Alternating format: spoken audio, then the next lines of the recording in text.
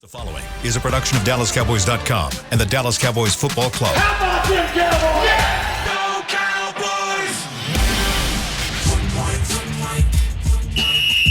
Let's go, baby! Are you ready for a break? Yes. Are you ready for a break? Absolutely. Ready for a break? Yeah, and so much for that. It's time for The Break on DallasCowboys.com We were on the break! with Nick Eatman, Brian Broaddus, Ambar Garcia, and Derek Eagleton. It is Wednesday, February 8th, 2023, Season 18, Episode number 115. Welcome to the latest edition of The Break, live from the SWBC Mortgage Studios at the Star, presented by Miller Lite, the only beer of the Dallas Cowboys. We don't have two of our folks in with us today, Nick Eatman, Brian Broaddus, both. Actually, Nick's heading to Super Bowl right now. Brian's already at Super Bowl, so they got things they're doing out in Arizona. We are blessed, though, today to have my guy in with us, Patrick No C Walker from Talking Cowboys. Gets a chance to see how the real big dogs do it. Yes, science. I do that every time I'm on Talking Cowboys. We give you a chance to come over here and maybe, and as I was explaining before we went on the air, I don't know, you and Amber sit close to each other, so you might already know this, but on the air, man, she's a whole different person on the air. She can get a little feisty. Sometimes we have to settle her down a little bit. Oh, so she's the exact same person. Oh, so it's the same. On Okay. and off. Good, perfect. Okay, okay. good. Good. So It we're won't be a having that kind surprise. of show. It will not be a surprise then nothing I'm when she unaccustomed starts to. kind of giving her full opinions on this team.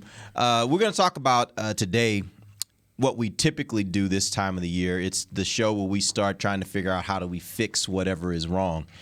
Cowboys, although they had, in my opinion, what I would consider to be somewhat of a successful season, going 12-5, getting to the playoffs, getting a playoff win, still didn't get over that hump that everybody wants them to get over. Right. And so now the question becomes, Mike McCarthy, how do you get over that hump? You got a team that we feel like has a good amount of talent. How do we get them over that hump to get them to that next level, to get them to that championship game, possibly get them to that Super Bowl, and ultimately winning a Super Bowl? That's what we're going to start talking about today. Before we get there, though, I want to start with Brian Schottenheimer. Cowboys announced this week that Brian Schottenheimer has been hired as the new offensive coordinator. I want both of you guys to tell me, what do you think this means? Obviously, we know Mike McCarthy's calling plays, but what does this position mean, and what do you think it brings to this team? Well, for me, it means that the Cowboys' offense is going to look slightly different going into 2023 for obvious reasons, not simply because you're looking at the difference between two offensive coordinators, but primarily the reason the promotion doesn't necessarily move the needle for me too much right or too much left is because at the end of the day, it is Mike McCarthy calling the plays. So I'm interested to see if Schottenheimer can bring what I'll call prime Brian to the equation. And the prime Brian would be 3 of the 4 years he was in Seattle, they had a top 10 offense. Now, granted, that was with prime Russell Wilson, but we've also seen what prime Dak can do. So if Dak can reel in the interceptions, which I believe he can because that's uncharacteristic of him, QB coach change, that could affect it as well. So if we can get prime Dak, the one who was an MVP candidate or in that conversation not 2 or 3 years ago, Schottenheimer brings over some intricacies that can help advance Mike McCarthy's Green Bay play calling system. It could be something that helps the Cowboys get over the hump because, like you said, it was successful, 12-5, 24 regular season wins over the past 2 years, but now they're bumping their head up against the ceiling, and that ceiling might require some changes. Well, he is a guy that, like you mentioned, he has the experience, and I would assume Mike McCarthy was part of this decision. Kellen Moore was the guy that was already here, and he praised Kellen Moore a whole lot when he was coming in. He was excited to work with him, but now this is all on Mike McCarthy's. This is his decision. This is what he's gonna do. He's the one calling the plays. I thought something that was interesting. Will McClay, he talked during the Senior Bowl, and he did mention something. With his scouts, when they go out and scout talent, it can be challenging sometimes when you have a different coach, position coach, and those moving parts because you're still trying to learn what they're looking for. What are the type of players that they're attracted to or wanting to incorporate in the team? And it's interesting because this is a guy that has already been here And you still have the Mike McCarthy. He's going to be calling the play. So you have continuity in that aspect. So I think having somebody that's not completely fully from the outside, it's going to help a little bit with that transition and still help the scouts in that way to try to bring in guys that now Mike McCarthy's wanting. Because what was his last year? He was kind of like a consultant. Yeah, he was a consultant. He was with the team. Obviously, spent a lot of time with the team. I'd see him on the plane. Kind of role. Yeah. He was kind of a. But I wonder how consultant. much he really was doing. That's the last question. year. Typically, but that's the thing. Typically for consultants, like what they're really doing, they're observing. If there are special projects, hey, we're looking at this team. What are your thoughts on this? Like, they're there for their expertise. They don't necessarily have a role all the time. Now that we don't know exactly what he's doing, but consultants in general typically don't have a role all the time where it's like, hey, every game you're going to do this, and this. It's more like, okay, well, hey, what are your thoughts on this? How would you do this? Hey, we need this extra help over here. Can you help out with this? Like, that's kind of the role I would assume typically of a consultant. That's what I would assume he was doing. But here's the deal. The reason why it matters, and I think it goes to what you're saying, Amber, is the word I keep hearing around the building is alignment. I think the way that I look at this is just one more thing that tells me they want to get this thing all aligned, and really it's going to be aligned up to Mike McCarthy. Mike McCarthy's ultimately going to be responsible for this offense. And so when you look at all the coaches that aren't coming back, to me, I look at it and say alignment. I think, are you getting guys that are going to be completely aligned with the direction and how Mike wants to do the offense, how he wants the offense to function, because it was kind of pieced together in a little different kind of way. Obviously, Kellen Moore was already here. And Mike said he was good with that. He was okay with the idea that Kellen was here. And quite frankly, I'm not sure it would have necessarily changed had not, my personal opinion that maybe Kellen was as much a part of that decision as the Cowboys. Agreed. That Kellen wanted to leave. But all that being said, I do think a lot of this has to do with alignment. If Mike's going to call the plays and Mike's going to run the offense, my suspicion is Mike's going to want guys that know what he wants, that aligns with his philosophies offensively, so that it makes it a lot easier to accomplish the things he wants to accomplish and do it quickly. He doesn't have 4 or 5 years to figure this out. He's got to do it pretty quickly. And for me, going back to, and I love the fact that, Amber, you touched on what McClay said about his scouting department.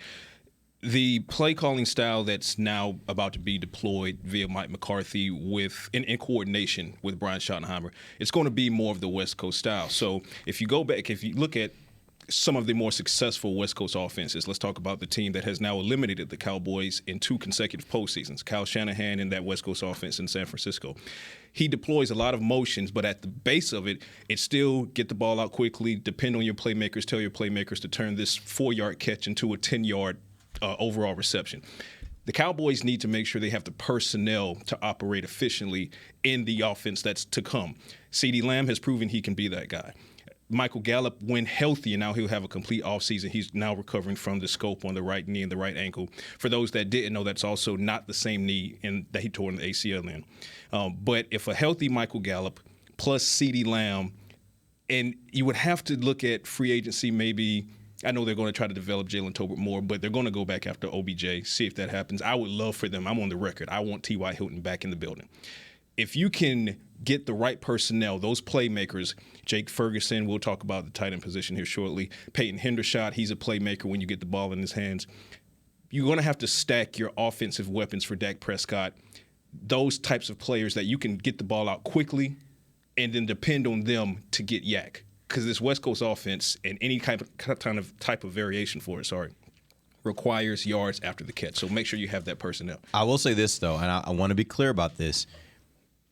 Even though we think that might happen, fact of the matter is we don't know how Mike's going to handle this. That's true. Mike could go into this whole thing and say, I'm going to be calling plays, but I like what Kellen Moore was doing from an offensive philosophy standpoint, and we might continue to do that.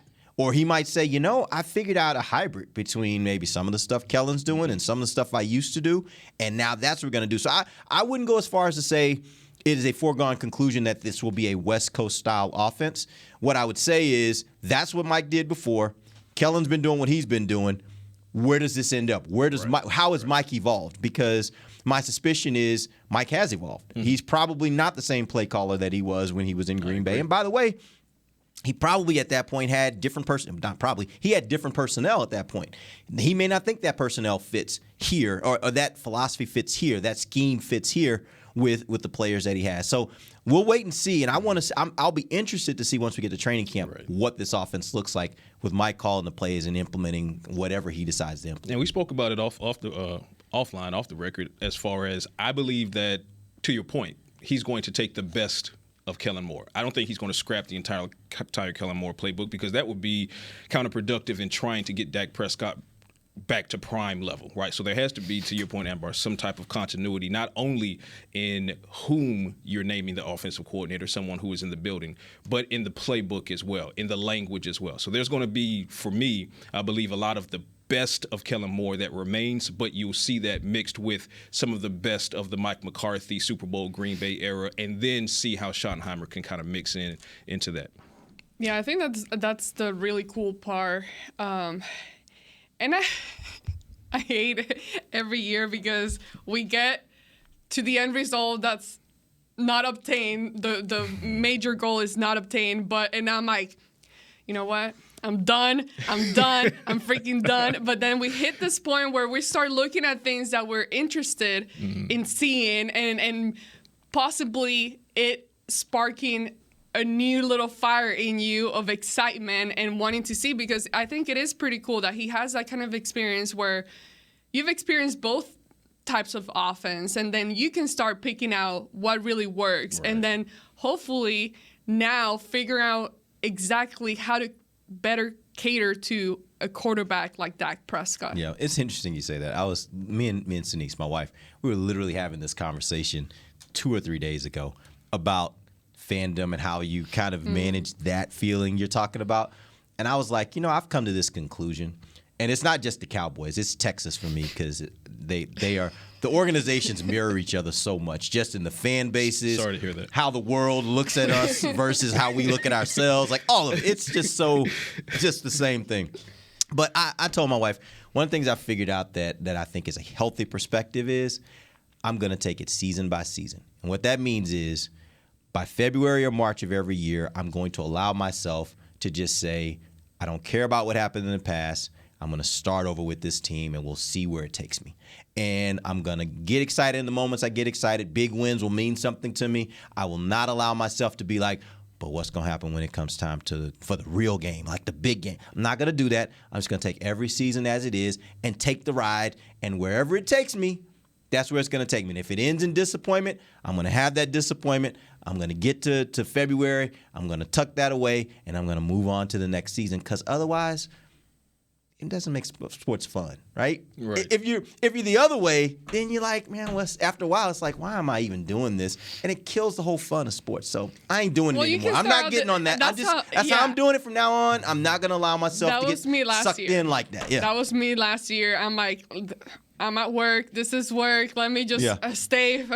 We got to do this. We got to get through this. But then things start happening throughout the season that you start getting pulled back in and reeled back in, and I'm like, damn it, I hate this. But there's always something to look forward to. So well, the good news is the Cowboys are showing progress, and granted, two things can be true at the same time. One, they did not achieve their ultimate goal last year. That's a fact.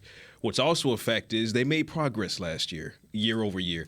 They went 12-5 for 2 consecutive seasons, 2 consecutive postseason appearances, got eliminated in the wild card last postseason, made it to the divisional round this postseason. Well, logic dictates that as long as you can make the necessary tweaks, at minimum, maybe you should be. I mean, the next step in progress is the NFC Championship, right? So they're trying to make the next step. The needle is pointing in that direction. The trajectory is aimed in that direction. So those are things to get excited about. You know that you're going to get a 100% Michael Gallup back in camp versus the Michael Gallup who is trying to return from a torn ACL in season and trying to regain his swagger on the fly, which is a much more difficult task. You know that they're going to be at least more aggressive in free agency than they have been in the past, because they just showed you that. Jason Peters, Anthony Barr, you go and trade for Jonathan Hankins. But is that more aggressive, or is that more of what they've been willing to do? Because what they've been willing to do over the years is, well, let's say we will go out and get the guys that we can get at a time and a price that makes sense for us. A better hit rate. Let's say that. Okay, that's fair. Better hit rate, because you're talking about Anthony Barr and a Jason Peters versus, let's say, a Gerald McCoy and a Don Terry-Poe. So better hit rate. I'd say the caliber of name would be similar, respective to their off seasons that they were brought into Dallas.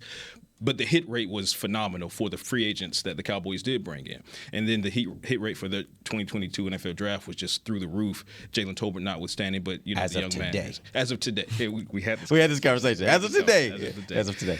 But ultimately, there are things to be excited about. It's not a rebuild season for the Cowboys, and now you're just looking for them to, like I said, stop bumping their head against the ceiling.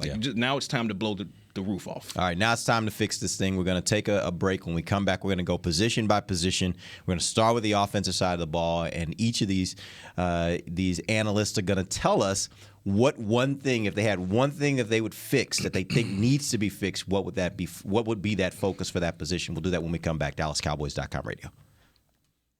Todd thought it would be secure to jog in the cheetah savanna. Todd believed the big cat repellent he bought online was reliable. And now, Todd is trying to be faster than this cheetah that can run 80 miles per hour. But the good news is, Todd has AT&T 5G that is fast, reliable, and secure. And he learned the best thing to do is stop running and toss her the backpack with the beef stew. AT&T 5G. Fast, reliable, secure. It's not complicated. 5G requires compatible plan and device. 5G may not be available in your area. See att.com/5G for you for details. What do you call a group of grown men and women with their faces painted silver and blue who get together every week to share a 3-hour-long ritual of jumping, singing, and toasting Miller Lite in 10-gallon hats while yelling, "How about them Cowboys?" You call it Miller Time in Dallas.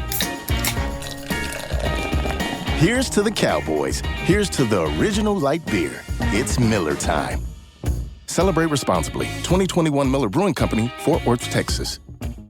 Want to use what the pros use? How about the official men's skincare brand of the Dallas Cowboys, Jack Black? Right now, you can get the Jack Black Starter, a curated collection of Cowboys locker room favorites for just $10 with free shipping. The starter includes 4 Jack Black skincare favorites, plus a full-sized intense therapy lip balm. Go to getjackblack.com/Cowboys and use the code word TEAMJB. That's getjackblack.com/Cowboys. The Jack Black Starter, $10, free shipping. When you build, you start with the foundation. And home ownership is a foundation of a stable future. The Bank of America Community Home Ownership Commitment has helped over 34,000 people lay the groundwork so far, with up to $10,000 towards your down payment or 3% of the purchase price, whichever is less. The satisfaction of owning your own place can become a reality. Visit bankofamerica.com/homeowner to learn more. What would you like the power to do? Bank of America N.A. Equal Housing Lender. Credit and collateral is subject to approval. Restrictions apply. This is not a commitment to lend.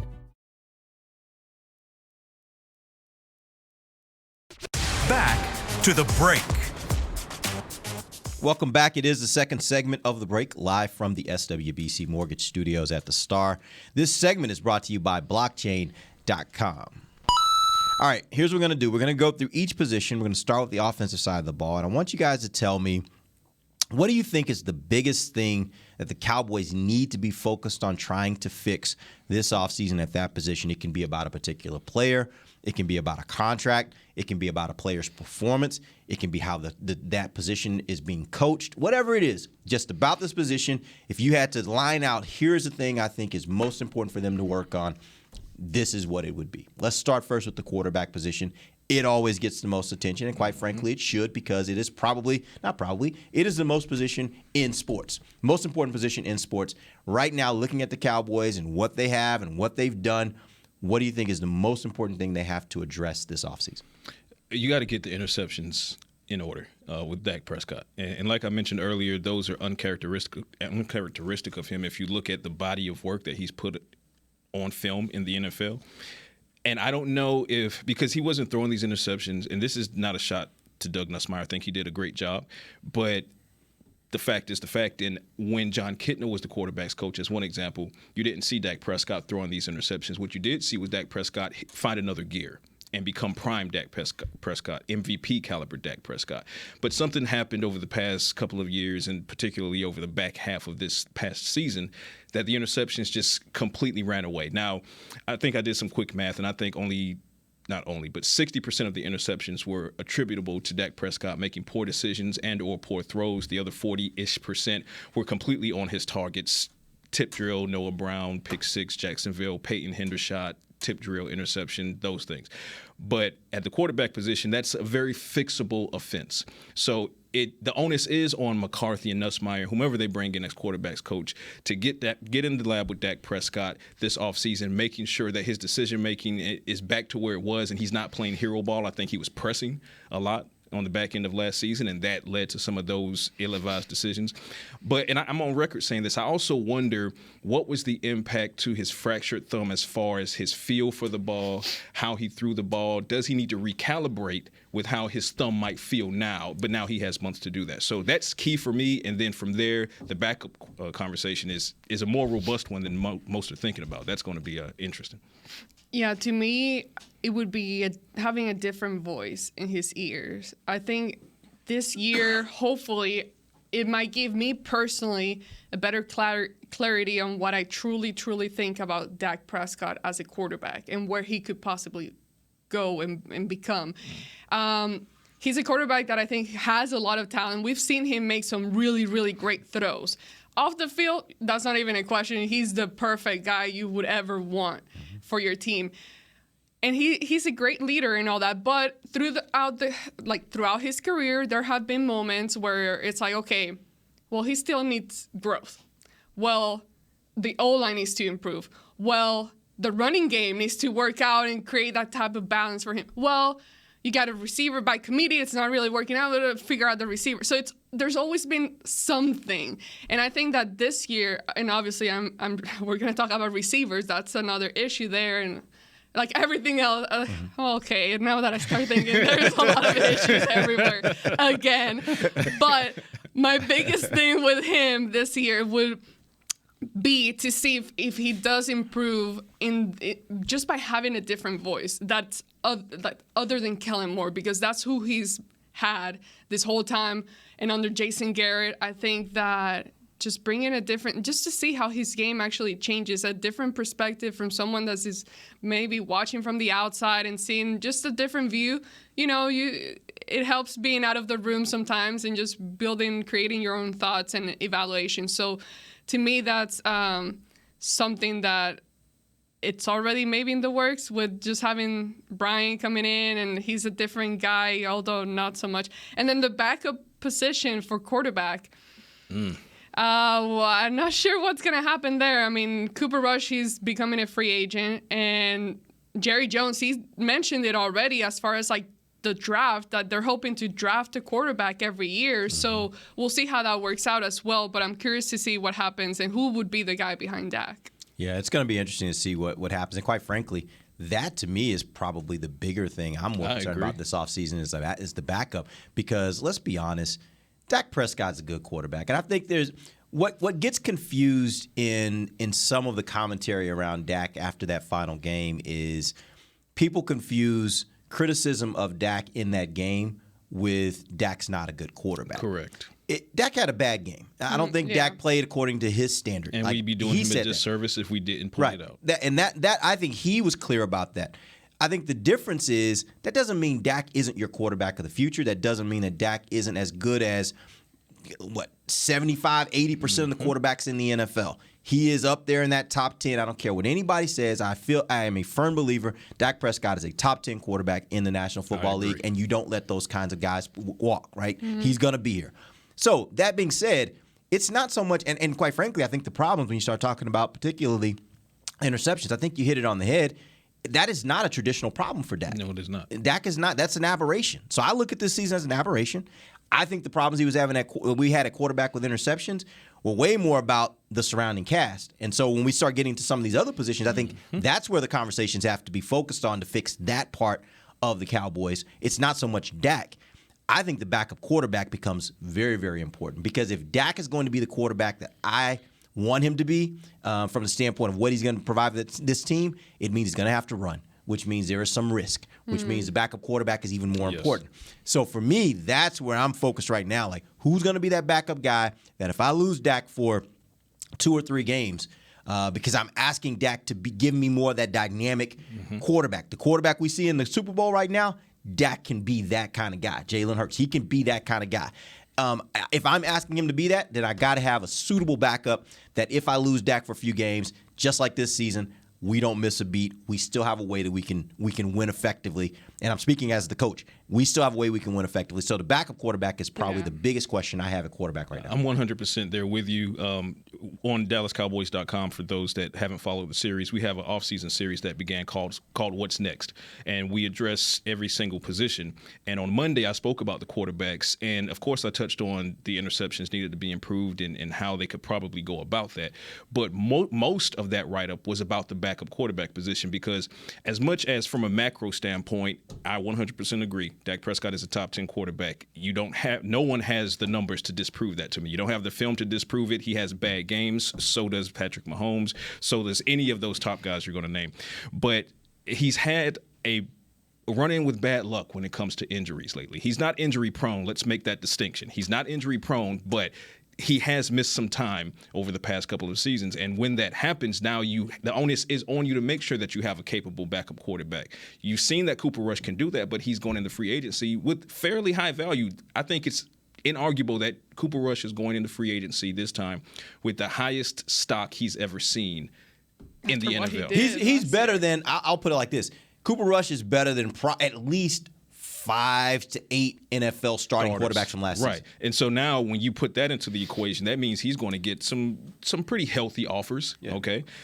Tie that into the fact that the Cowboys were witnessing Will Grier really challenge Cooper Rush in training camp. There were times where we had these discussions. Will Grier took the lead for the role of QB2, but then suffered the groin injury that slowed him monumentally in the preseason, and then Cooper Rush kind of got bumped back up.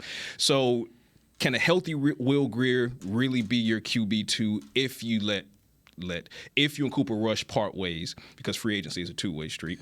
But then at what round do you go with your quarterback? Jerry Jones said definitively Cowboys are going to start drafting every year, but are we talking a flyer, 6th, 7th, or are you willing to go a little bit higher than a flyer, 5th, which makes it a little bit more of a mix between developmental versus plus someone who might be ready to step in quickly? That is the more robust conversation at that position. I'll be honest with you. The fact is, when you start talking about quarterbacks and drafting quarterbacks, I wouldn't expect – it's an aberration to expect a quarterback, even sometimes a first-round quarterback, but certainly when you're talking about 4th, 5th, 6th, 7th, 3rd-round quarterbacks being capable of stepping in and playing a role in year one. It doesn't happen enough for me to rely on that. So the way I look at this is Cowboys' backup quarterback position is about Cooper Rush and Will Grier. And one of those two is going to have to be there in that spot. And if it's Will Grier, I agree with you. I personally thought going into when they were about to make cuts, I was thinking Will Grier was probably going to be the 2. But for that injury, I think he would have been. But that all being said, I think it has to be one of those 2. You draft somebody, they become the 3rd guy, and you're developing them in hopes that they can turn into Cooper Rush. But Cooper Rush wasn't going to be able to do what Cooper Rush did this year, his rookie year. There's a reason why you either go undrafted or you're drafted late and at the quarterback position, even drafted as early as the 3rd, 4th, 5th round. Typically, that means you're not ready right now. And also, not to take away from Cooper Rush, because we gave him his roses because they were due, but in his rookie year, he didn't have the defense that he had at complementing him in 2022. So, and for those that may have forgotten, I love that you point out that the odds of a 4th or even a 3rd round or later quarterback being able to step in immediately and make an impact, they are very, very low, very low. But I think people have forgotten that Dak Prescott did exactly that. Yeah, No, I'm not saying that he's the norm. I'm saying that makes him that much more special in what he's been able to achieve. So between that and what he's put on film as a macro, you can dissect the micro all day long, but as a macro, that is a special guy. That's a leader. And like you said, off the field, Ambar, he's above reproach. Like, he is just bulletproof off the field. Well, looking back at, his contract, we know that's the conversation right now, and extending him will create a lot more space and help you with what you do this year, especially in free agency and all that. Where do you think his position stands now? Because we know how long it took last time when they were working out a deal together and him wanting certain things, the Cowboys finally they obviously made it work. But do you think now the Cowboys have the upper hand in this whole situation as far as extending him? Honestly, I don't know if that's necessarily an upper hand kind of thing, because when you do those extensions like that, it usually is a win-win. The team gets more cap space and the player gets more money. Like, it tends to just work. Everybody's happy. Players going to get more money. They're just going to space it out and structure it differently so that the team can actually get a benefit out of that increased amount of money. And right now, let's be honest, to some degree, when you start talking about the contract with Dak, that's an old conversation in my opinion. Because at the time when they were doing the deal, and we talked about this a lot, at the time they were doing the deal, it was a huge deal. Yeah, no, it's not. It ain't a huge deal anymore. So this is like, we're getting our money's worth. Like, this is worth it for the amount of money you're paying and where he is. If he's a top 10 quarterback, as I think he is, you're getting a bit of a deal. Like, so you're not overpaying at this point. I mean, I just saw an article last week that the expectation is that Daniel Jones is going to get $40 million. You're getting a deal. Yeah. Like, this is a good deal. The market. Right, this is a good deal. So, I think the conversation of Dak's contract is a bit overplayed at this point. I think when it comes to an extension, sometimes, and I don't know how his deal is structured, but sometimes these deals have triggers in them that the player doesn't even have to sign off on. The team already built it in where they can just basically flip a switch and do it, and it's automatically done. Right. So I don't know if that's the case here, but my point is, in most of these kind of situations where you're doing those extensions and that kind of stuff, it really is just a win-win. The player's going to get more money, the team's going to get more cap space, and everybody's like, yeah, let's do this because it makes sense for everybody. Yeah, and I agree. I don't think this is a negotiation as much as it is just common sense, right? Common sense says that if you extend Dak Prescott right now, you'll save over $25 million toward your cap. Common sense says that he's a top 10 quarterback, and those don't fall off trees every day. So when you approach Dak Prescott with the conversation, you say, hey, we want you around. We know you want to be around. Here's why it makes sense for us. It obviously makes sense for you. You're rooted in Dallas. We're continuing to build the team around you, the changes that we're making in the coaching ranks, so forth and so on. You see us making these moves to try to take this next step, and we believe you're at the heart of it all. I think it's a fairly easy conversation. Completely non-contentious. There's not much to discuss as far as value goes because now the Cowboys know his value. And like you said, Daniel Jones, he's about to potentially average $40 million a year. So that's not even a conversation anymore. Give him a little bit of a pay bump to make it at least respectable against what the market will look like over the next 2 or 3 years so that you don't have to revisit it again in 2 years because now he's potentially underpaid depending on how the Cowboys and he perform. But I think it's a much easier conversation to be had right now. All right, let's go ahead and take our final break. We'll come back. We'll jump to the running back position. There's so many areas we can go with this. I'll be interested to see what you guys think is the most important one. We'll be back. DallasCowboys.com radio. The season is finally here. For months, we've been gearing up to win. Now it's time for the team that performs on any field, United Ag and Turf. With John Deere Zero Turns for mowing, compact tractors for loading, mini excavators for digging, Gator utility vehicles for hauling, implements for grading, hay tools for baling. United Ag and Turf, for winning. The official Ag and Turf equipment supplier of the Dallas Cowboys. Visit UnitedAgAndTurf.com for more. Todd thought it would be secure to jog in the cheetah savanna. Todd believed the big cat repellent he bought online was reliable. And now, Todd is trying to be faster than this cheetah that can run 80 miles per hour. But the good news is, Todd has AT&T 5G that is fast, reliable, and secure. And he learned the best thing to do is stop running and toss her the backpack with the beef stew. AT&T 5G. Fast, reliable, secure. It's not complicated. 5G requires compatible plan and device. 5G may not be available in your area. See att.com/5G for you for details. This sweet! Did you get to work on time? Yeah, but I just realized it's Sunday. Little Sweet says head on home. Dr. Pepper's on its way. So sweet, unique. Baby, there's nothing better. I bet you've probably done something that deserves a Dr. Pepper. Did you invest your nest egg in an NFT? Yeah, and I don't even know what that is. It's a non-fungible token. Everyone's done something that deserves a Dr. Pepper. When you build, you start with the foundation. And home ownership is a foundation of a stable future. The Bank of America Community Homeownership Commitment has helped over 34,000 people lay the groundwork so far, with up to $10,000 towards your down payment or 3% of the purchase price, whichever is less. The satisfaction of owning your own place can become a reality. Visit bankofamerica.com/homeowner to learn more. What would you like the power to do? Bank of America N.A. Equal Housing Lender. Credit and collateral is subject to approval. Restrictions apply. This is not a commitment to lend. Back to the break. Welcome back. It is the final segment of the break, live from the SWBC Mortgage Studios at the Star. It's Super Bowl week, so before we end the show today, I'm going to nail these guys down on their predictions for the Super Bowl. I have two questions for them. One, who do you want to win, and who do you think will win? We'll do both of those here in the final segment before we end today's show. Let's finish our conversation. No, I guess not even finish it. We're going to be doing this for quite a few weeks, going through these positions, because y'all talk a lot, so we didn't get. It took us too long to get through quarterback. We might get through running back. But let's start with the running back. Patrick, trim it down. Let's talk about the running back. How we feel? Let's talk about the running back position. Right now, obviously, the Cowboys got a lot to consider at running back. They got an aging running back who has been the main guy for a number of years, who finally has gotten to a point in his contract where the Cowboys could make a move. You've got a guy who has been the backup, who this year I think has supplanted the starter.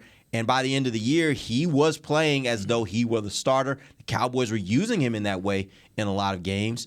And by the way, he's a free agent. So there's a lot of things to consider here. What do you think is the biggest focus for the Cowboys at the running back position this offseason? I think they're going to try to keep the band together between Ezekiel Elliott and Tony Pollard. They want Zeke. They love Zeke, and justifiably so. The impact of Zeke both on and off the field, particularly in the locker room. He's one of the locker room leaders as well. I mean, it's difficult to quantify the value of Ezekiel Elliott, and kudos to him, the maturity that has been exhibited. This version of Ezekiel Elliott versus the 2016 version, those are two completely different humans. Which, by the way, I say this all the time, but I'll say it again. Any one of us, and I'm talking anybody in this room or outside this room, all the listeners, think about yourself when you were 21 and think about yourself when you were 27, 28, 29. Different human being. You are a different person. Allow people to learn and grow. And he has. He has. But you got to allow that growth. Absolutely. You got to allow that growth doing it, because also true, not everyone does. Yeah, and not everybody does it at that rate, too. Some people, it takes them more like 35 before they get there, right? He flipped the switch but he has some hard knocks that helped him flip that switch pretty fast. But I think I'm on record as saying this, and I'm not speaking for Ezekiel Elliott. I'm speaking about Ezekiel Elliott. When I've said time and again, I believe that he would be amicable to taking a pay cut if that pay cut were used to keep Tony Pollard in the building. I think he and Tony Pollard both understand that together they extend each other's careers. So that's a talking point when you approach Tony Pollard for the contract negotiation. And ultimately, if you feel like there's not enough traction with Tony Pollard, just slap him with the franchise tag. It's only $10 million. You paid Dalton Schultz more than that, $800,000 more than that. It was $10.9 for tight end last year, $10.1 for running back.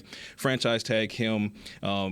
Hopefully get a pay cut on Ezekiel Elliott to lessen your hit at the position, and then continue to develop Malik Davis behind them, who might be really in play for next offseason, depending on how things go with the Zeke and Tony Pollard. But, yeah, I think you just keep the band together.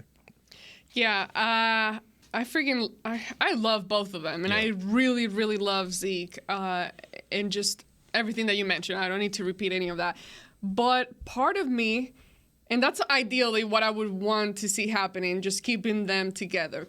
But then part of me also sees the way that they were able to develop a guy like Malik Davis, and the way that we hear it every single year, how quote unquote easy it is to draft a running back and plug in the player, fresh legs, young guy, have that kind of speed and new energy, bringing it to the team. So seeing how successful those three running backs were, and even Malik Davis, he didn't play that whole lot, but when he did, he showed you the things that he can do.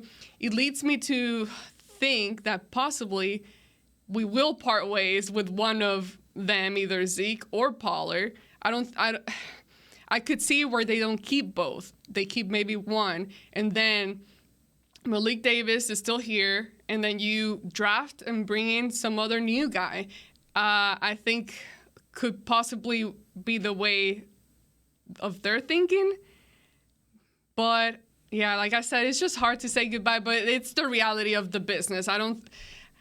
There's some other positions that I feel they would seem maybe more valuable as far as addressing through free agency and spending that kind of money rather than a running back. Yeah, I personally look at that. I agree with a lot of that, Amber. I really think they've got to get younger at the running back position. And what I mean by that is again, in a league where we've seen it over and over and over again, it is the easiest position to turn over. It is the position where guys consistently can come into the league. We were talking about the quarterback position where it takes a little bit of time. Running back seems to be the position where you can get immediate impact from guys immediately out of college.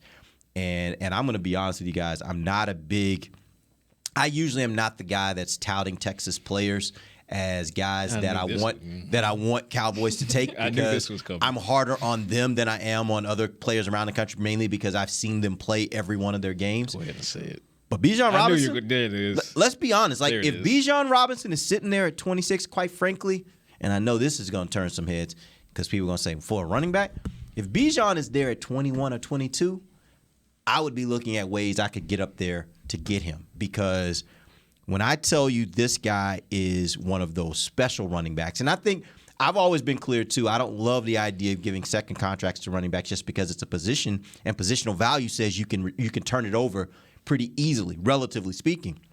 But looking at how this guy plays, he is one of those guys that has that ability. He has traits that are more generational running back type traits. Like, he has the kind of traits of a Barry Sanders, which for some of those out there listening may not really ring well for you because that was in my childhood and early adulthood. But when I say that, I mean he is the kind of guy that I saw him do it multiple times at Texas. The offensive line at Texas was not very good. And this year was better than it's been in past years. There were a number of times I saw this man get to the hole. There was no hole. He should have been tackled in the backfield. He turns it into a 7-yard gain.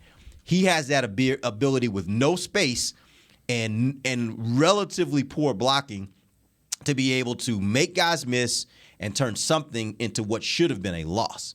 And that's the kind of guy that I'm like, if you have an offensive line that's a little in flux, which the Cowboys are kind of, they're young. They're a young offensive line.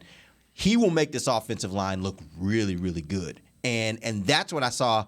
That was probably the most deficient thing that I would say about Zeke. I don't think Zeke has really shown that ability here over the last year of when things are all clogged up, can he make guys miss and turn it into something? Is he more like younger version Zeke or more like a Tony Pollard now?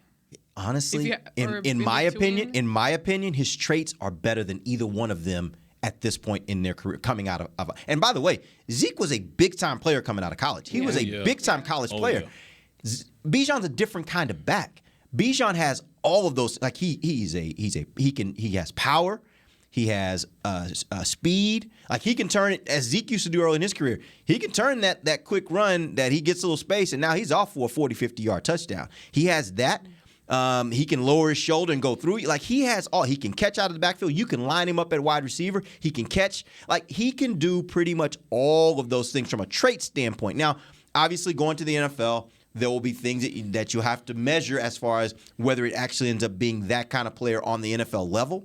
But I will tell you, watching him play every single down in college, this man is special. And if I'm the Cowboys, now you have to make some decisions before you get to draft. Correct.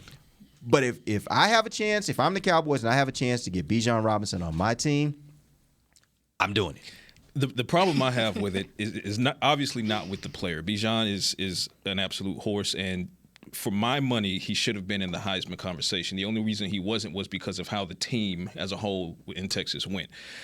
So I'm right there with you. All the praise and credit to what Bijan Robinson is and can possibly be at the NFL level. But when you start looking at some of these other positions of need, and granted, this conversation changes as we get closer to the last weekend in April, because then we'll have a better idea of what they did or did not do in free agency, the Cowboys, I mean. So the conversation could change then. But let's say all things being as they are right now, I would be wholly uncomfortable with selecting a running back in the first round when you don't know what you're doing at cornerback yet, right? So you know what you got in Deron Bland. You know what you got in Trevon Diggs, whose contract negotiations are coming up here soon, by the way. So you kind of got to get not only someone to compliment him, but maybe someone who can be insurance in case those things don't go well. We'll see how it goes. But Anthony Brown is an unrestricted free agent who's also coming off of a major injury. Jordan Lewis will be back in the building. That'll be wonderful as he's healthy. But it appears Kelvin Joseph is not the answer there. You like the needle pointing up on Deshaun Wright. You like the needle pointing up on Israel Mukuamu, but these are still very young guys who still need more development before they can show you that they're definitively CB2 opposite Trevon Diggs. And that's just one position. Linebacker, are you going to be able to keep Leighton Vander Esch? You better. And are you not bringing back Anthony Barr, but then are you ready to unleash Damone Clark? Unleash Damone Clark. Yeah. Unleash Damone Clark. Again. Unleash Damone Clark. Thank you. But my overarching point is these other positions are of such a high need, and you don't currently have resolutions to them as much as you have at the running back position if you just kept that band together. That's great to say, but I think there are lots of challenges to that from a standpoint of you don't are you going to franchise Tony Pollard? If you're going to do that, great. You can control his rights. Right. But if you're not, then you can't control that, right? And I'll say this too.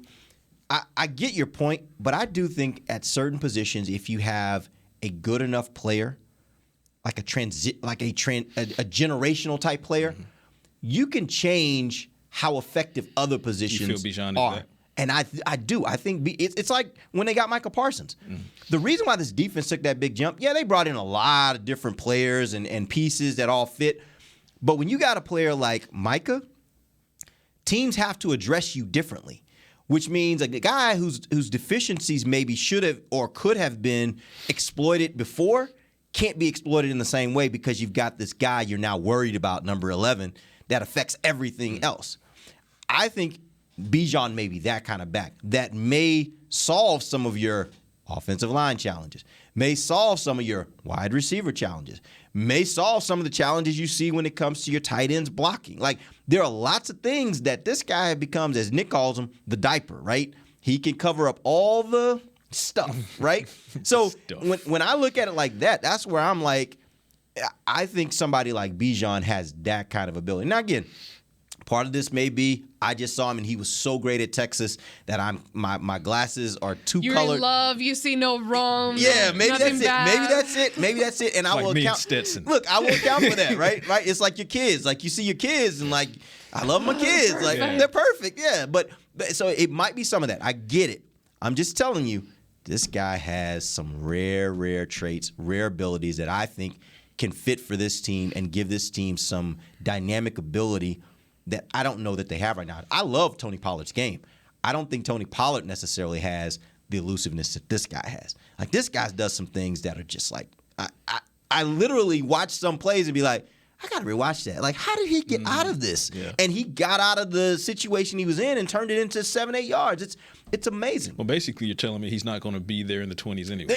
Well, honestly, That's I kind of honestly what don't you're telling think. me. I think he's probably going to get picked a lot earlier than that. I think he's going to go to the combine. He's going to dazzle everybody. Top 15. And I actually think there's a chance he might get into the top 10.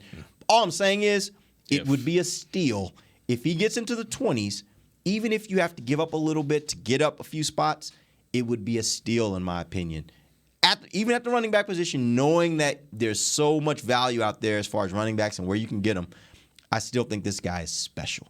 And for special guys, I don't care what the position is, you take that extra chance. Well, the good news for the Cowboys is, be it for Bijan or whatever other player they might have an eye on, they are so flush with draft picks this coming April that they can move up in any round easily and still have come away with a ton of guys entering the building as rookies. So, yeah, I wouldn't move. Talk about helping your quarterback.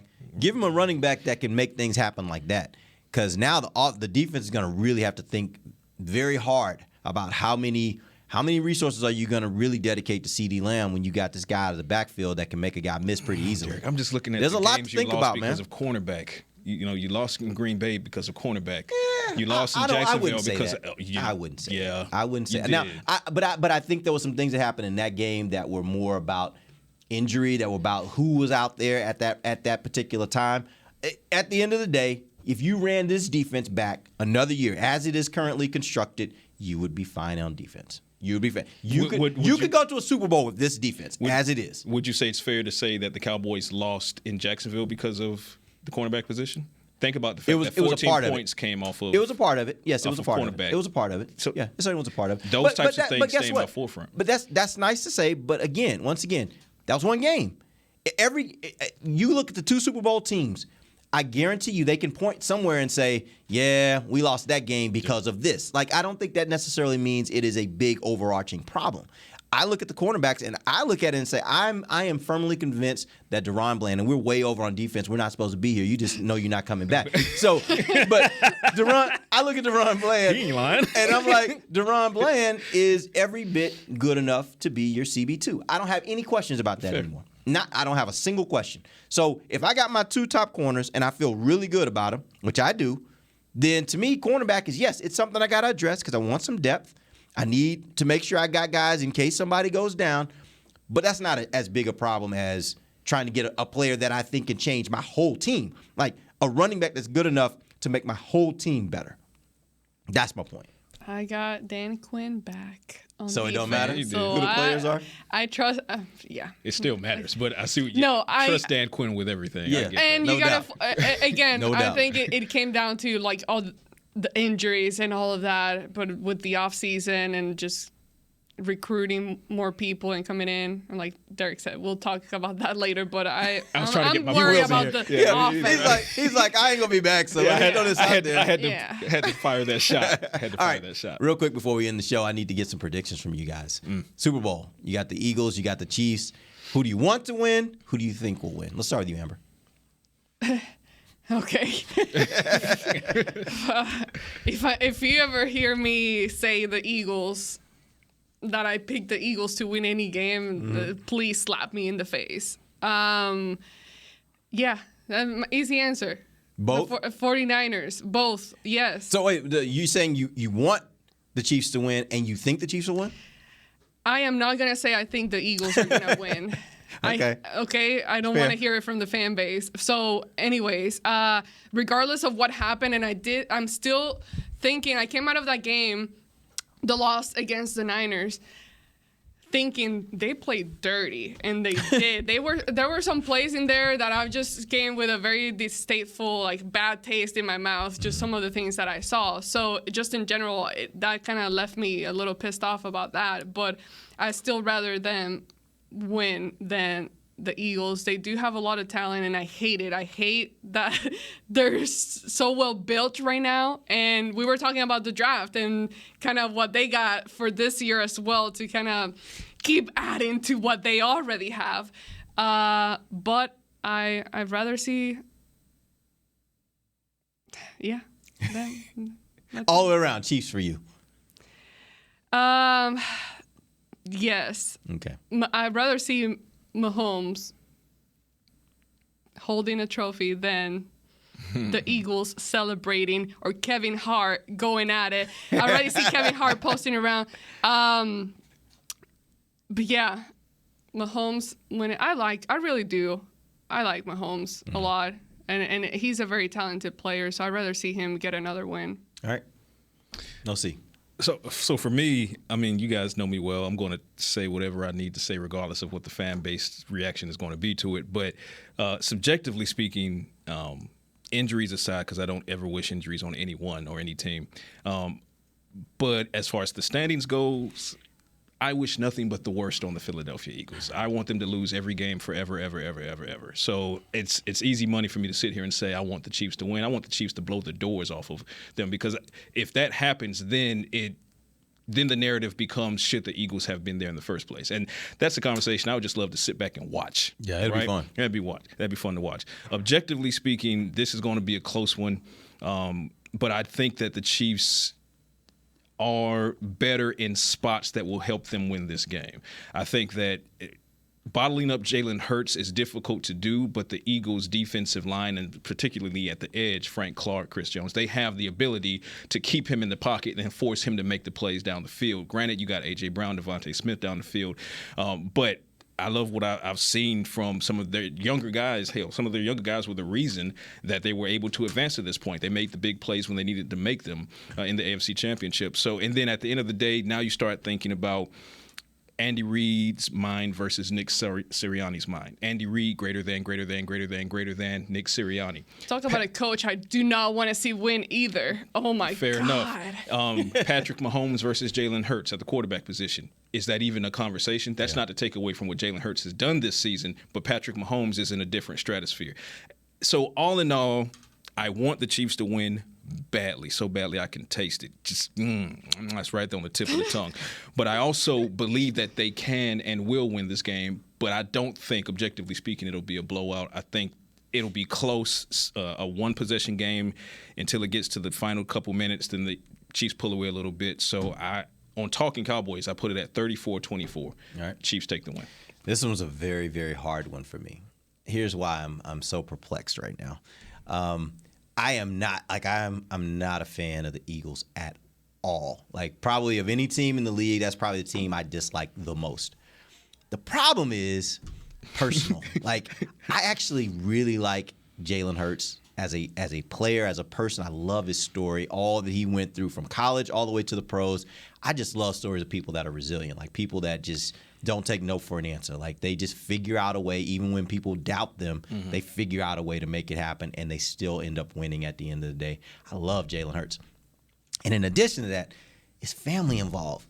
Brian Johnson, the quarterback coach of the Eagles, is a distant cousin of mine from my hometown. Now, you got to understand, I have a very, very small hometown. So everybody knows everybody. Everybody's related in some kind of way, right?